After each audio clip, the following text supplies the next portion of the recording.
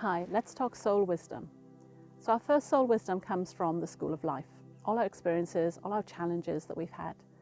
And we may look back at some of that and think that was a failure, or that something terrible happened and I'm embarrassed about it or ashamed about it. But sometimes in those darker times, that's when we learn our biggest lessons. And those biggest lessons will allow us to achieve what we're here to achieve. So I ask you to go back and look at some of those times that you've had a lot of struggle, or you felt like you'd missed something, and just reconsider that maybe you learned a lot more than you realized. That's made you into an even more amazing person than you were before. So in the old days, we would sit around the fire and have conversations about our soul wisdoms and share them with different people. Well, we don't have that community anymore, and I'm really keen to build a community. So asking you all to post your soul wisdom every week is partly that, to share our stories, for us to realize we're not alone, that we often have a common theme, and that all of us in this group have something really valuable to share and to help each other. So the second level of soul wisdom comes from our reincarnations, if you believe that. So for example, if we've had past lives, we may have brought over lessons that we didn't fulfill back then into the current.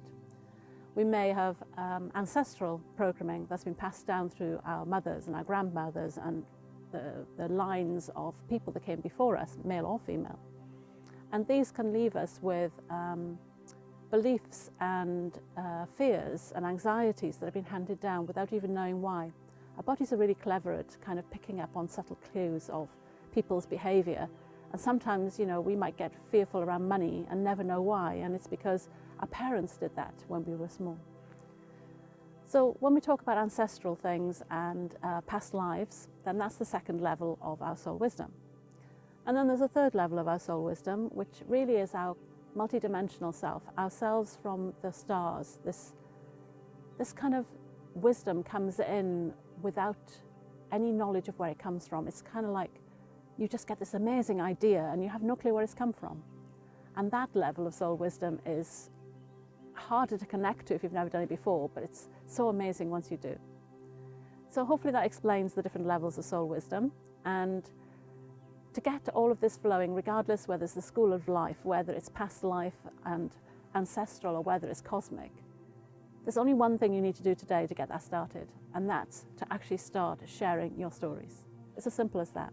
Because once you start taking action on something, it starts telling the universe that you're willing to go further and you're open for new experiences.